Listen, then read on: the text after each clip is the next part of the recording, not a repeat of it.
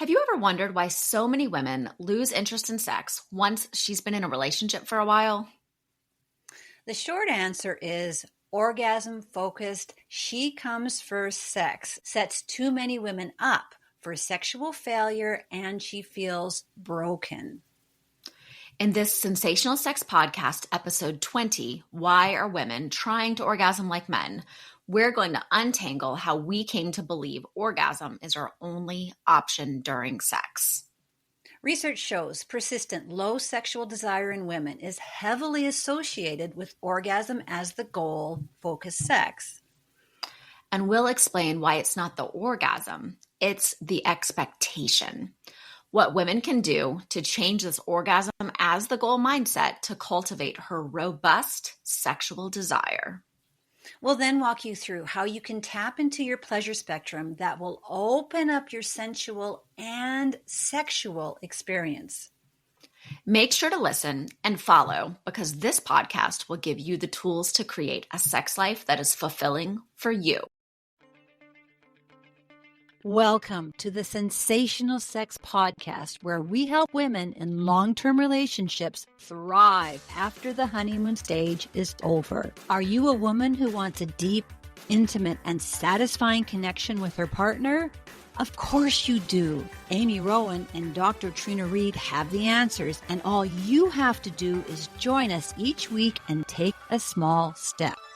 Soon enough, you'll be that woman who effortlessly has a satisfying sex life. Follow us on social media at Sensational Sex Podcast. Share this episode. Return next week. Leave a review. And thank you so much for subscribing. Now, let's start the show. Hello, beautiful people. Thank you for listening to the Sensational Sex Podcast. We're so happy for you to join us. Even though your sex life will never be perfect, you can create a sex life that's perfect for you. And we're here to help you with that. Amy, did you know that research shows persistent, low sexual desire in women is heavily associated with orgasm-as-the-goal-focused sex? We're going to untangle how we came to believe orgasm is our only option during sex. And what you can do to change this orgasm-as-the-goal mindset and create sex that cultivates your robust sexual desire. Finally, we'll walk you through how you can tap into your pleasure spectrum and open you to your sensual and sexual experience in the second half of our podcast. So when it comes to sex, there's a big difference between what you think you want and what you actually need. You've been socialized to believe what you want is an orgasm, but depending on your body's response, you might need something very different. Meaning, women are trying to orgasm like a man, and then we're confused why this way of orgasming isn't working for us. The average woman wraps herself into pretzels trying to force her body to enjoy a type of sex that doesn't satisfy her. And this makes women feel like she is sexually broken. And we're here to say, you are not broken. The sex you're having is broken. And if you feel like this is way too much to fix, don't worry. Fixing this is really straightforward. Dr. Jen Gunter said, "You can't be empowered about your health if you have incorrect information." And we're going to give you the correct information. So, Amy, I think when women look at her sexual pleasure, it's this question mark of, I just don't understand what I want or how I want it, or like all I know is that everybody tells me I need to have an orgasm and that's going to make me sexually fulfilled. Yeah. I think that, orgasm has been held up as sort of this high standard. And of course, look, and we're not knocking orgasms, to be clear.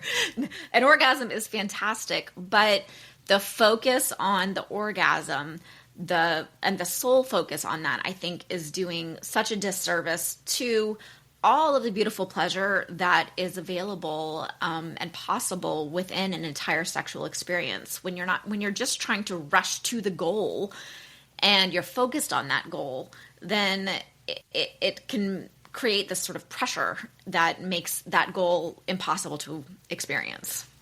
And I think the other side of this equation is if you and your partner have established this orgasm as the goal, and now you need to communicate with your partner that you need something different, that can feel like a really hard conversation. And I think a lot of women say, is that even possible or realistic? Will my partner just not manage that conversation very well? Yeah. I have several clients that I'm working with right now that they're women, they're not enjoying their sex lives. They say that they have an orgasm every time that they do have sex. So by what we feel like is the standard, they should be enjoying things, but they're not fulfilled. They're not enjoying the sex that they're having, even though they're having orgasms every time. And I think that a lot of people might find that to be very confusing. It is. And it's cliche and entirely inaccurate to say women have less sexual desire than men. Women have active and robust sexual desires and libidos, but their desires are less linear with more variable patterns of desire, arousal, and fulfillment. However, her robust desire can be severely compromised by the sex that she's choosing to have. So we can understand how women worldwide ended up here. We're going to take you through a brief, short history on women's orgasms. In 1905, Austrian neurologist Sigmund Freud published his vaginal orgasm theory. And Freud postulated that married women who did not have a vaginal orgasm during intercourse were, are you ready for this? Immature, neurotic sexual failures, or frigid. And that only a small percentage of married women reported having a vaginal orgasm during intercourse, had Freud concluding that most women were immature, neurotic, and frigid. Folks, you can't make this stuff up. And even though today's men and women really don't believe this nonsense, we still kind of do. The next time you watch a rom-com or you read a romance novel or watch porn, I want you to really pay attention to how a woman's sexual pleasure centers around having a vaginal orgasm during intercourse. That her ultimate sexual satisfaction comes from a big penis thrusting in and out of her vagina for a long time. So it's not hyperbole to say that this vaginal orgasm myth damaged women's sexual self-esteem and has led to a crippling negative sexual mindset. And to be abundantly clear, most women cannot orgasm from penetration alone. Most women need clitoral stimulation to experience an orgasm. I feel like this is something that I can shout from the rooftops over and over and over again. And every single time I have someone who is like, oh, really? I didn't know that. Yeah, I have been saying this for over 25 years. And, I'm just in my little corner beating the drum, and, trying to get the message out. And I know there's hundreds of other sexologists getting the exact same message out. And I just don't understand why we're still here.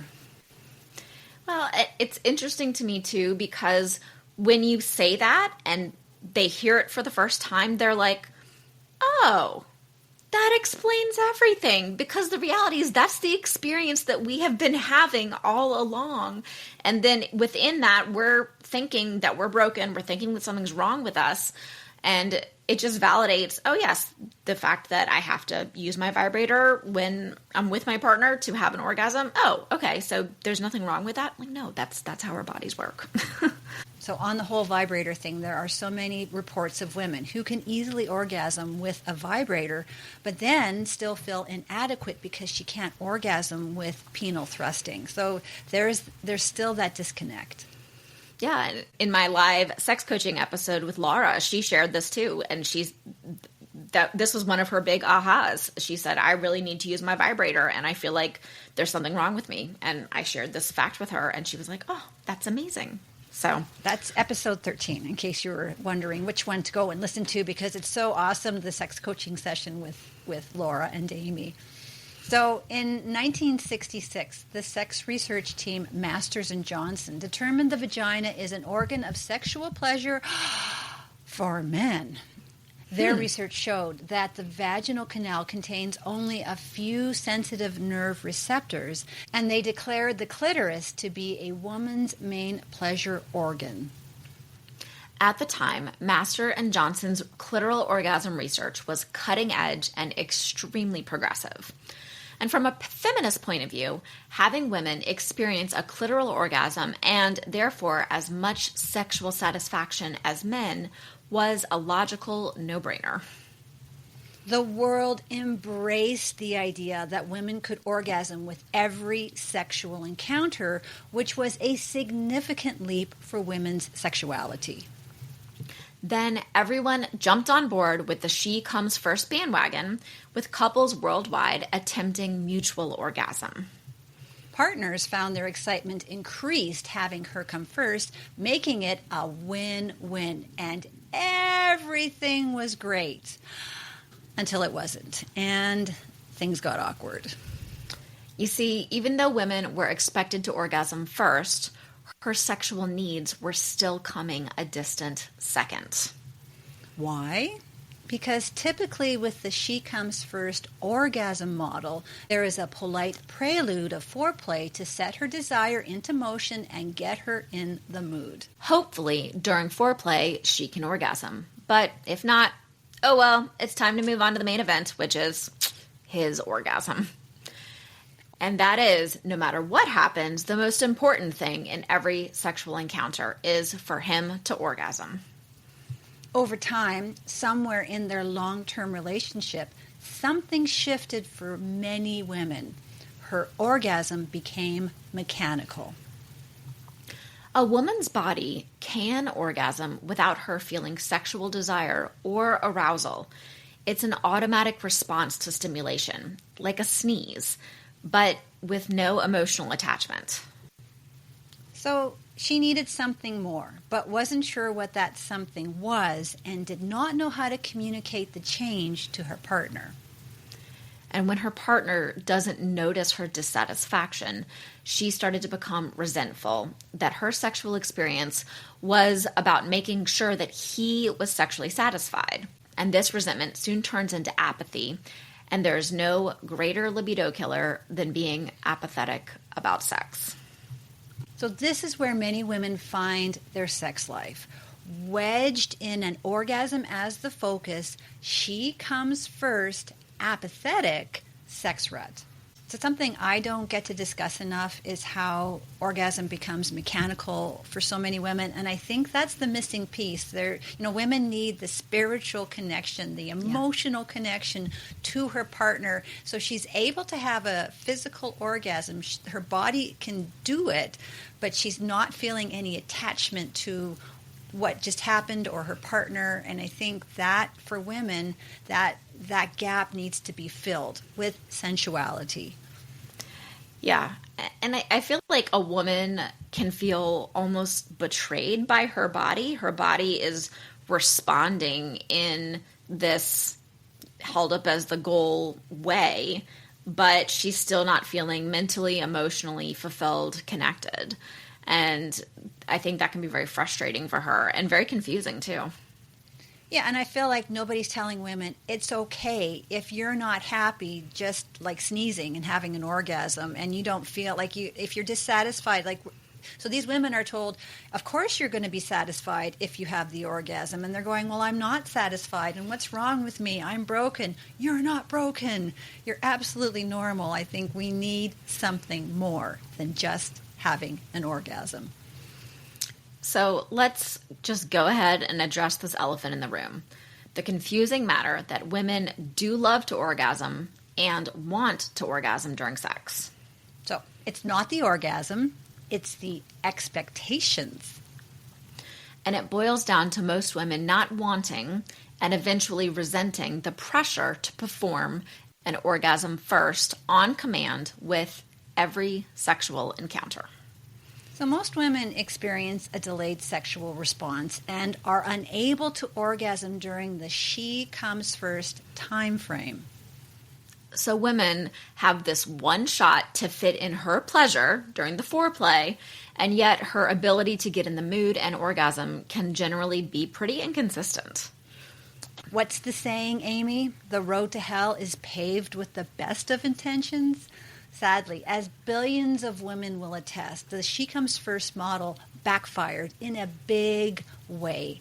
It was a worldwide orgasm experience gone wrong. The expectation and pressure to orgasm with every sexual encounter can actually decrease a woman's ability to have an orgasm. Often, the result of the she-comes-first experience is, ironically, that she does not orgasm. And if she does orgasm, it's probably mechanical, a bodily response that has no arousal or desire attached to it. And then every time that she can't orgasm with foreplay or intercourse, then she has this unconscious sense of failure. And if that wasn't enough, then she needs to direct her focus to make sure that her partner has an orgasm. Yeah. It makes sense that this one-sided sexual experience creates a negative sexual mindset, that a woman's sexual narrative often becomes, what's the point of having sex? Because there's nothing in it for me. And as we have said many times on this podcast, the sex that she is expected to have is broken. But sadly, ironically, bitterly, women are made to feel like they are broken. I feel like a broken record. You are not broken. Your orgasm needs to happen on your terms rather than dictated by society's expectations. Sure. So women's orgasms are different than men's orgasms. And researchers have since learned that how most women experience sexual desire is also different from men. The orgasm as the goal is generally how men want to experience sex, and that's okay. Yet men's and women's orgasms are not the same, and their experiences of reaching orgasm is different. So why then are women still trying to experience sexual desire and orgasm like a man? I just think it's important to point out that we are not blaming men for this. I think men, the men I know anyways, they're trying as hard as they can to make this a good experience, and if we just tell them what to do, they're like, okay, I'll do it. They want us to feel and have pleasure, but they're just doing what they know and what they think we are enjoying. And what they know, it goes back to, for them, it goes back to puberty, right? They're in puberty. All of a sudden, they're starting to experience these different types of feelings. They start to touch their penis. They realize that they get to have this orgasm and it feels really amazing. And then they do it a whole lot because that's what they know. And then they're like, oh, she doesn't orgasm. She hasn't done that. You know, it's very different. I want to give her that orgasm. I want to give her that experience. But they're replicating what they've been doing for years and trying to do that in the same way for you because, of course, that's all that they know. So the flip side of this is that societal pressure of you've got to have all the different kinds of orgasms. You know, every time I see, you know, how to have 99 different types of orgasms, I just want to shake my computer and toss it in the garbage because it just makes me so angry. You know, there's the G-spot orgasm, there's the A-spot orgasm, there's the prostate orgasm. I mean, this can go on and on and on. And people are like, well, I can't have a G-spot orgasm. I don't know how to have what is an A-spot orgasm? Like, what is wrong with me? And so I feel like if people didn't feel this pressure that they have to have all these different kinds of orgasms, maybe we could take the focus off of having an orgasm. We've said this many times on this podcast, but when we remove the focus on the orgasm and put the focus on pleasure. So if you are exploring the G-spot area and not trying to give an orgasm, but just working on giving as much pleasure in that area, then and relaxing into the pleasure, then that is what hopefully, well, no, I don't want to say it, then that is what may actually make that orgasm show up. And the irony is, and every person who's had a G-spot orgasm will say to you, if you go looking for the G-spot, you will not find it. It just happens by accident. And so, you know, like if you go looking in there and you're like doing and you're like this and you're doing all these things, it's not going to happen. But if you are just relaxed into your pleasure and you are like completely into your body, that's when it's going to happen. Yeah, that's exactly how it happened for me. One day I was like, what in the world was that? And it was not like we were trying for it or looking for it. It just appeared. And then I was like, oh, okay. I do like that. Let's see if we can make that happen again. Repeat. Yes. Repeat. So a woman needs to respect her path to desire, arousal, and orgasm. And when a woman doesn't bring what she wants into the experience, then the sex starts to become lopsided and limited. Orgasm is only one facet of a much larger pleasure spectrum. And when your body is no longer forced to do something it may not want, and the pressure to perform and orgasm is gone, it leaves a space where you can bring in the things that make you feel sexual and sensual. So we're back with our sex IQ. And Amy, how long does it take an average woman to reach orgasm? A, between 5 to 6 minutes, B, between 12 to 14 minutes, or C, orgasm. What's an orgasm? So the short answer is B, between 12 to 14 minutes, and that is with clitoral stimulation. Let's underline that. That's yes. Underline with clitoral stimulation. We're not talking 12 to 14 minutes of thrusting, people. This is with clitoral stimulation, okay? So there were 2 studies that were cited for this quiz, and they focused on intravaginal ejaculation latency time, which refers to the length of time it takes for a man to reach orgasm, starting from the first moment of vaginal penetration. I wonder how they time that. Like, did they have the stopwatch there? Like, okay, go.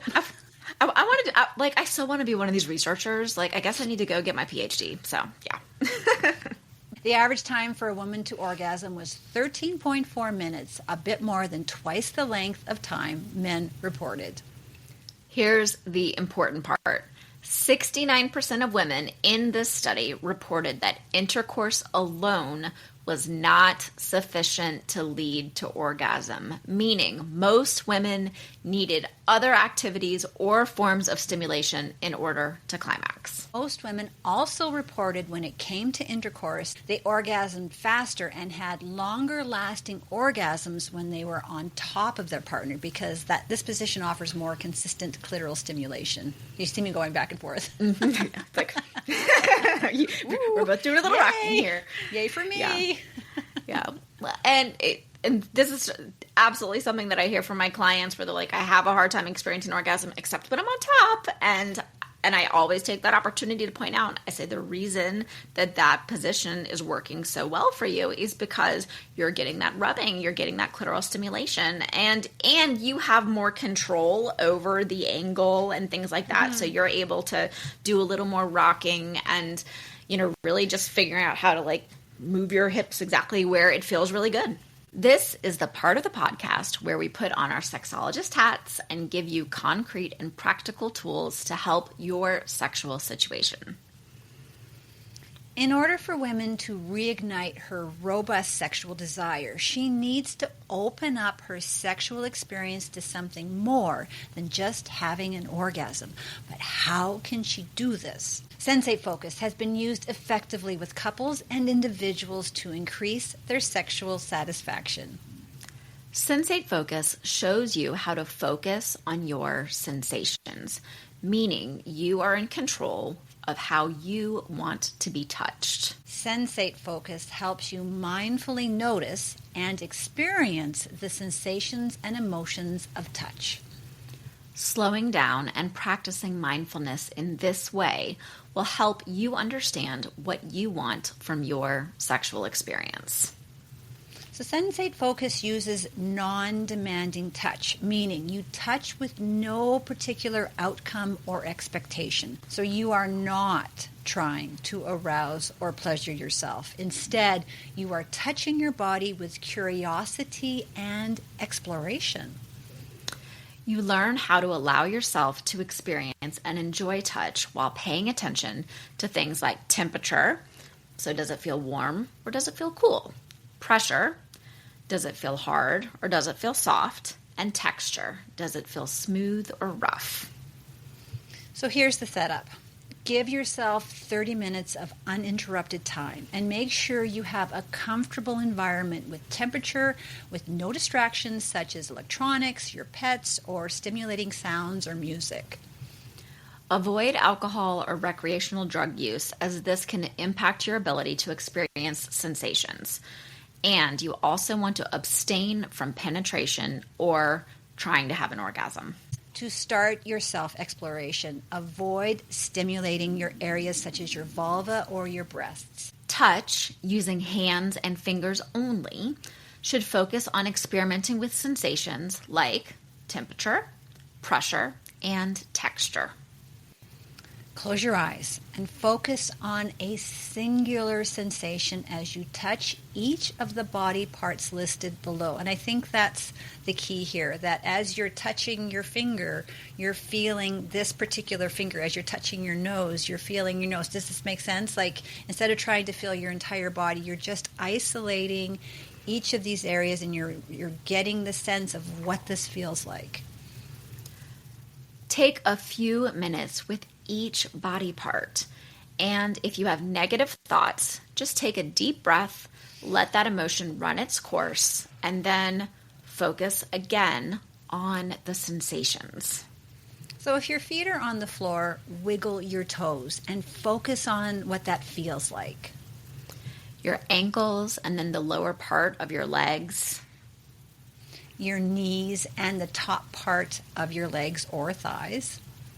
Your vaginal area, and this includes your labia and your clitoris. Contract or tighten your vaginal muscles, and as you do so, remind yourself that these are important body parts for sexual pleasure and activity. Your hands and what they are touching. What temperature or texture are your fingers sensing? Describe these sensations to yourself. Your shoulders, and then your neck and your head. Focus on your breathing. Take a deep breath and focus on what it feels like. I think I really love Sensate Focus because what it's teaching people is to slow down and actually feel their body. And I feel like with women, there's a big disconnect when they go into sex. They're all in their head and they are trying to move into their body, but they have a delayed sexual response. So when you practice Sensate Focus, you are teaching yourself to get into your body quicker, but also understanding what those sensations feel like. It's kind of like muscle memory. This is an activity that I have a lot of my clients do. And it's very important because, yes, one of the biggest things that we hear is I'm stuck in my head. And I think the other really important part of this is when you get the distracting thoughts that will absolutely come into your head, you need to acknowledge them without judgment and just push them away and come back into the sensation. So it's like, oh gosh, like, why is this weird? Da, da, da, da. And then it's like, no, come back. Okay, what is the pressure? What is the texture? What is the temperature? Focusing on those three things makes it easier to get rid of the distracting thoughts and come back into your body. So part of what I hear you saying, Amy, is I think women have a resistance to leaning into her pleasure because it's scary, right? Like she's leaning into her sensuality and maybe this has never happened before. And so her brain automatically is going to be like, push it away, push it away, push it away. When you force yourself back into that moment of, as you say, what does this feel like? What is it, what is going on? And you're able to push those thoughts that are trying to get you out of there. You're training yourself to lean into your pleasure. It's such a valuable exercise. And then the next step, the one that we've described, is solo sensate focus. And then there's another level of this where you do this with your partner. Yeah, so if you're ready to take this to the next level of sensual touch, continue to explore the pleasurable areas, including exploring your vulva and your breasts. Focus on your increased pleasure with how you like to be touched and your response to stimulation. Adding lotion and lubricant can start to increase the friction and the sensation, and this will start to make the experience even more pleasurable. And it's also going to help those who have very sensitive skin feel more comfortable. So make sure to track what you've learned. Make a mental note, or better yet, journal what you've just learned about your body.